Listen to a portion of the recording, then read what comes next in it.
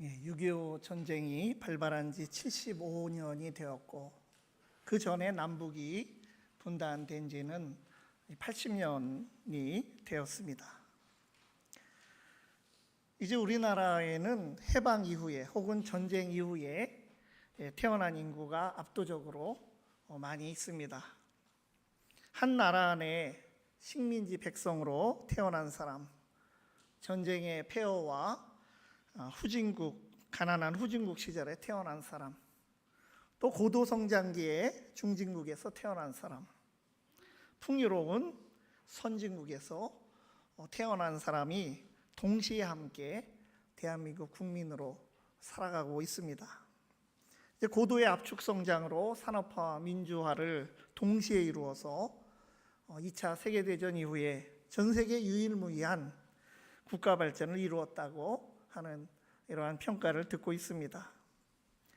이러한 사실에 대해서 그리스도인인 우리는 하나님의 은혜로 믿고 고백합니다. 그럼에도 우리 사회는 이러한 역동적인 역사 발전만큼이나 적지 않은 문제점도 드러내고 있습니다. 아직도 남북 분단을 극복하지 못하고 있기에 반쪽짜리 선진국이고 반쪽짜리 평화와 풍요를 이루고 있을 뿐이며 여전히 평화는 멀리 있습니다. 그렇게 하나님의 은혜를 구하며 평화의 나라를 이루기 위하여 교회와 그리스도인들이 더욱 깨어 있어야 하겠습니다. 오늘 본문 속에서도 평화의 주제를 우리에게 교훈해 주고 있습니다. 시편 85편은 포로가 되었다가 돌아왔으나 현실은 여전히 불의와 분열 가운데 있는 고난받는 이스라엘 백성에게 하나님께서 베푸시는 구원의 은총이 바로 평화라고 말씀해 주고 있습니다. 하나님께서는 당신의 백성에게 온전한 평화를 회복하여 주십니다.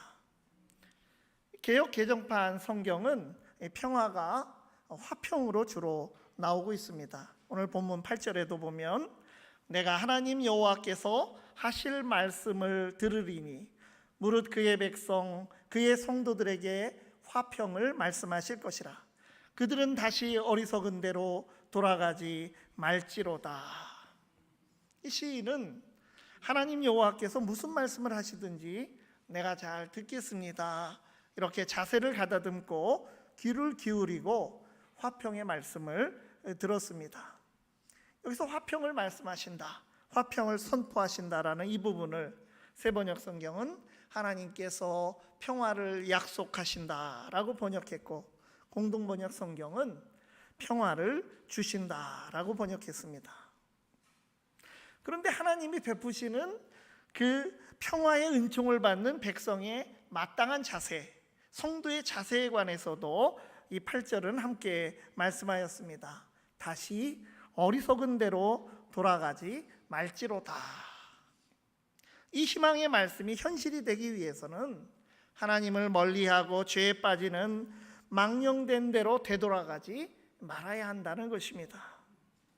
이스라엘이 하나님의 백성 되었다고 하는 데에 그저 안주하면서 하나님의 뜻보다는 욕망을 주인으로 삼고 살았던 부끄러운 과거를 되풀이하지 말아야 합니다.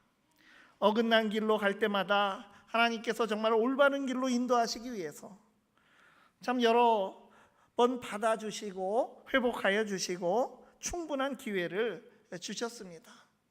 그러나 그러한 고난의 채찍이 그만 그들에게는, 돌아오지 않는 그들에게는 심판이 되어버렸습니다.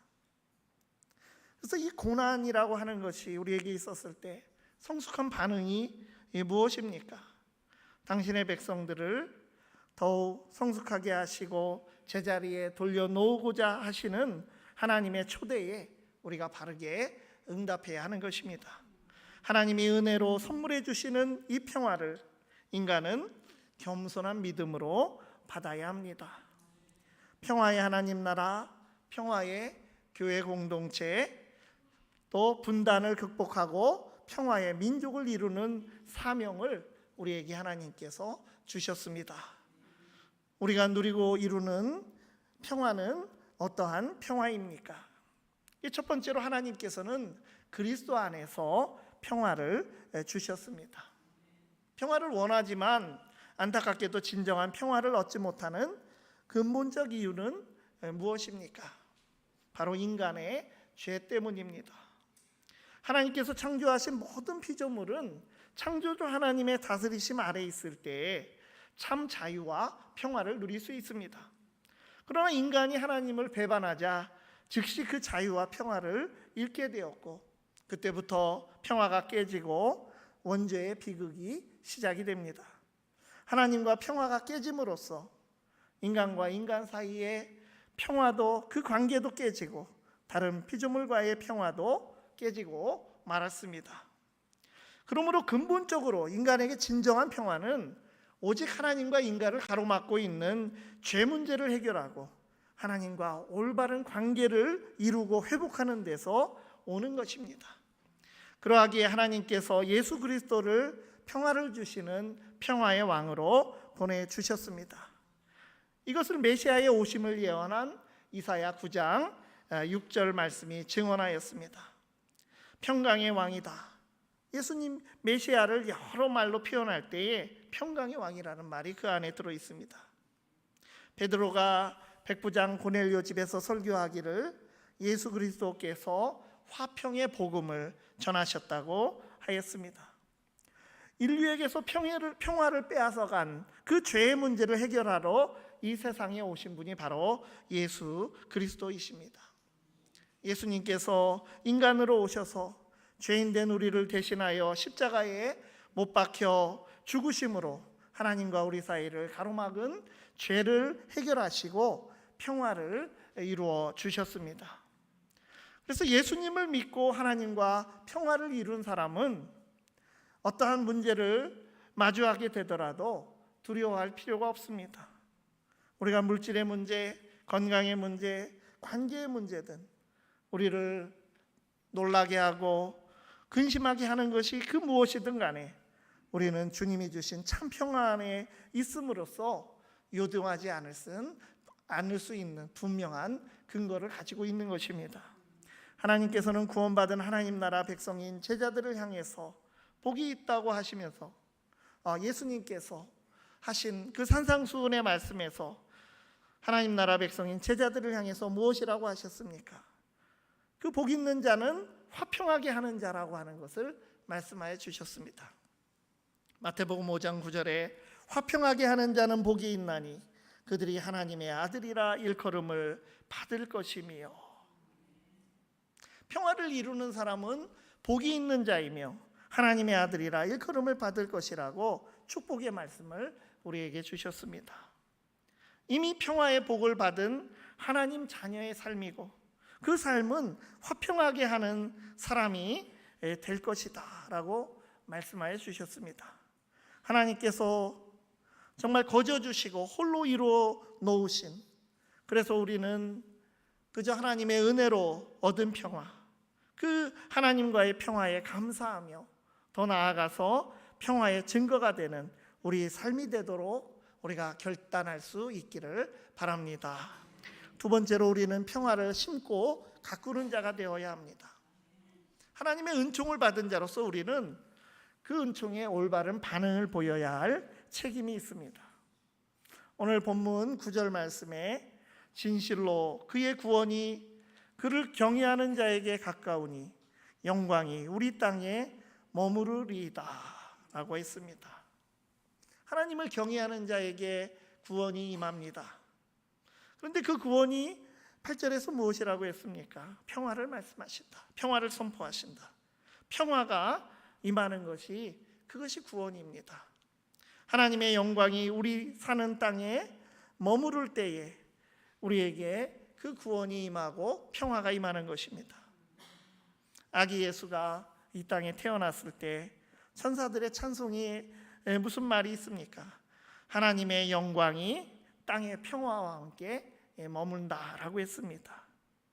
누가복음 2장 14절 말씀에 지극히 높은 곳에서는 하나님께 영광이요 땅에서는 하나님이 기뻐하신 사람들 중에 평화로다 하니라. 오늘 본문 10절은 하나님이 주시는 구원을 인상 깊게 표현했습니다. 인애와 진리가 같이 만나고 의와 화평이 서로 입맞추었으며. 공동번역 성경은 운율을 잘 맞춰서 번역했습니다. 사랑과 진실이 눈을 맞추고 정의와 평화가 입을 맞추리라. 죄인에서 의인으로 거듭나고 우리가 성화하여 갈수록 우리에게 드러나야 하는 것은 무엇입니까? 사랑, 진실, 정의, 평화가 실현되어 가는 것입니다. 평화와 함께 사랑과 진실과 정의가 함께 있어야 하는 것입니다. 평화의 왕으로 오신 예수님께서 세상의 평화를 이루어 주신 방법이 바로 그러한 평화입니다. 평화 안에 사랑과 진실과 정의가 있는 평화였습니다. 세상의 왕들은 전쟁을 통해서 정복하고 군림하면서 힘으로 지배하고 그것이 평화를 주는 것처럼 선전하지만 사실 그것은 진정한 평화가 아니고 위장된 평화입니다. 예수님 당시의 로마 제국도 역사적으로 이 팍스 로마나 로마의 평화라고 부르는 그런 시기가 있었습니다. 로마가 최강의 군사력으로 모든 경쟁 제국들을 무너뜨리고 압도해서 태평성대를 이루었다고 하는 뜻입니다. 2차 대전 이후에는 초강대국 미국을 통해서 팍스 아메리카나라고 하는 말이 유행하기도 했지만 사실 근본적으로 본래도 아니었지만 요즘 보면 정말 세계의 리더 자리에서 이제는 내려오고 있다라고 하는 생각을 하지 않을 수가 없습니다. 그것들은 다 평화가 아닙니다. 강한 군대와 무기의 힘을 통해서 혹은 경제력을 통해서 평화를 유지한다고 말하고 강대국이 약소국들을 압도하면서 평화의 관계를 말하는 것, 이것은 참 평화가 아닙니다. 예수님께서는 인간에게서 평화를 빼앗아간 근본 문제, 이 죄를 해결하심으로써 참 평화를 우리에게 주셨습니다. 또한 십자가 희생에 나타난 사랑의 방식으로 이 평화의 기초를 놓아주신 것입니다. 그러므로 우리는 예수님처럼 적극적으로 우리가 어느 곳에 있든지 평화의 사람인 하나님의 자녀로서 평화를 만들어가는 사명이 있는 것입니다. 이 땅에 참 평화를 이루려면 우리 그리스도인부터가 십자가의 복음을 전하고 그 정신을 실천해야 하는 것입니다. 개인의 평화, 내적인 평안과 평강에만 머물러 있지 말고 사회적 평화의 관계를 이루는 사람이 되어야 합니다. 우리가 몸달고 살아가는 이 땅 한반도에 참 평화를 심고 가꾸는 자들이 바로 우리 그리스도인들이 되고 교회가 그렇게 되어야 합니다. 한국 교회가 세상의 평화를 이루고 평화를 선도하는 교회가 되고 한국 그리스도인들이 평화를 위하여 일하는 사람이 되어야 합니다. 우리가 사는 이 땅은 어떻습니까? 정말 세계 어느 지역보다도 평화가 절실한 땅입니다.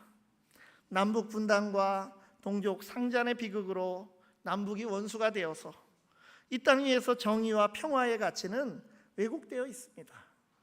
상대방을 서로 악으로 규정하고 분열된 채 살고 그로 인해서 사회의 모든 가치도 사실은 그러한 이분법적 흑백 논리를 닮아 있습니다.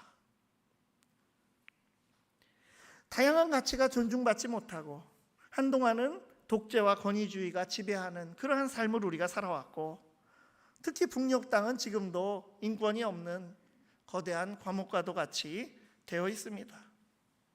어떻게 남북이 평화를 이루겠습니까?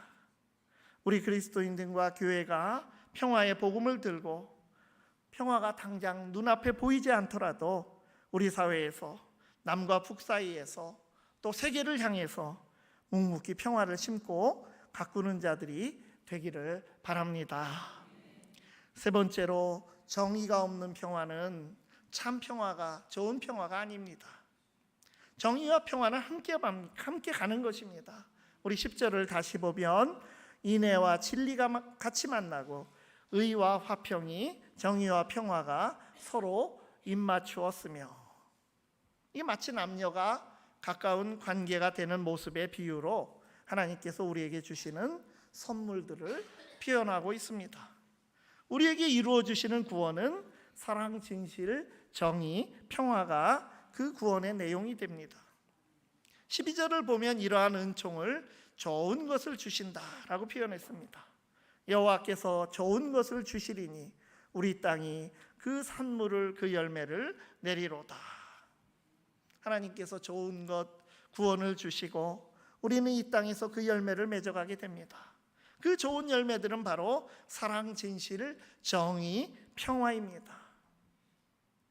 특히 이 평화 또는 화평, 서로 앞뒤만 바뀌었는데 한자로 본다면, 두 글자를 보면 평평할 평자, 화할 화자, 이것이 합쳐진 말입니다. 이 화자는 어떻습니까? 벼화자에 입구자가 조합된 한자어로 이 화자는, 화할 화자는 한 식구처럼 밥을 똑같이 나누어 먹는 정의로운 관계를 뜻하는 그런 의미가 들어있는 말이 이 화자입니다. 평평할 평자도 공정하고 평등하고 반듯하다, 바르다, 곧다, 그런 의미가 들어있는 정의와 관계가 깊은 말입니다. 이런 말들이 모여져서 평화라는 말이 된 것입니다. 평화에는 정의가 반드시 있어야 참 평화입니다. 하나님께서 선물해 주신 좋은 것, 사랑과 진실, 정의와 화평을 우리는 삶 속에서 구현해야 합니다. 하나님은 예수 그리스도로 말미암아 이미 그러한 세상, 하나님 나라를 임하게 하셨습니다. 그 은총을 먼저 받은 우리가 세상에서 우리 삶을 통해서 감당해 나가야 할 책임이 있습니다. 무정함과 무관심이 아니라 사랑으로 연약하고 소외된 자를 돌볼 수 있어야 합니다. 거짓과 불성실을 도려내서 진실을 회복할 수 있어야 합니다. 불의를 향해서 아니라고 말하고 불평과 불이익을 무릅쓰고 정의 옆편에 우리가 설 수 있어야 합니다. 사회적인 원한과 또 개인적인 이러한 모든 원한과 감정을 품고 하나님의 영광이 깃든 평화의 땅으로 만들어 가야 하는 것입니다. 길선주 목사님이 하신 유명한 설교 중에 바로 이 말씀, 정의와 평화의 입맞춤에 관한 설교가 있습니다. 몇 가지 문장들을 요약하여 소개하면 정말 구구절절 맞는 말씀입니다. 개인으로부터 가정으로, 나라로, 세계로 그 평화와 정의의 입맞춤을 말씀하고 있는데, 우리 개개인도 죄를 범하고 회개하지 않으면 마음에 평화가 오지 않는다. 가정에 싸움이 있을지라도 의로운 자가 이기지 못하면 가정에 참 평화는 오지 않는다. 나라와 나라 사이에 싸움이 일어나는 것은 어떤 곳이든지 불의한 까닭이다. 세계 역시 정의와 인애의 인도에 의하여 행하지 않으면 참 평화는 오지 않는다. 정의와 평화가 함께 있어야 함을 말씀하고 있습니다. 지금 우리나라에 부족한 것이 무엇입니까? 돈도 아니고 무기도 아니고 정말 도덕적인 자산이 우리에게는 필요한 것입니다. 기독교적으로 말하면 하나님 나라의 가치들이 우리에게 필요하고 우리 사회를 떠받치고 있어야 하는 것입니다. 강자의 이익에 봉사하고 거기서 나의 이익을 얻는 그런 해 아래에서의 삶은 헛된 것이다. 이 전도자의 말씀입니다. 그리스도인과 교회에서마저 사랑과 진실이 어긋나고 정의와 평화가 만나지 못하면 누구에게서 희망을 우리가 찾을 수 있겠습니까? 우리가 사랑과 진실과 정의와 평화의 세상을 향해서 우리가 한 걸음 그 노력해서 나아갈 때 하나님께서 우리를 안아주셔서 5걸음 10걸음을 전진해 가도록 은혜를 주실 줄 믿습니다. 한반도와 이 동북아와 세계에 하나님 나라의 참 평화가 임하도록 기도하며 평화의 사도로 살아가는 교회와 그리스도인들이 되기를 간절히 바랍니다. 기도하시겠습니다.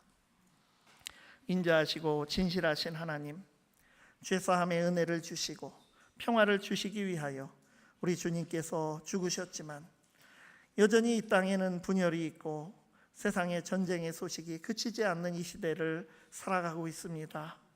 세상의 가치에 정복당하지 않고 하나님 나라의 사랑과 진실과 정의와 평화의 가치로 살아가게 하여 주시옵소서.